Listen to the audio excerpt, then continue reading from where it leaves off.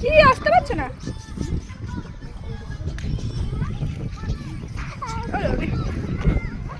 কি করছো এখানে? কি করছো মাম্মা? কি করছো? কি করছো?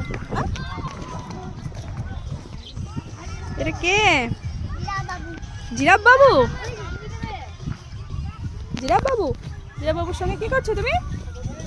ওই দেখো এটা কি? এটা মুরগি আর পাখি একসঙ্গে। পাখি এটা? এটা পাখি আর ওটা মুরগি দুটো একসঙ্গে। হ্যালো করো, হ্যালো করো মাম্মা।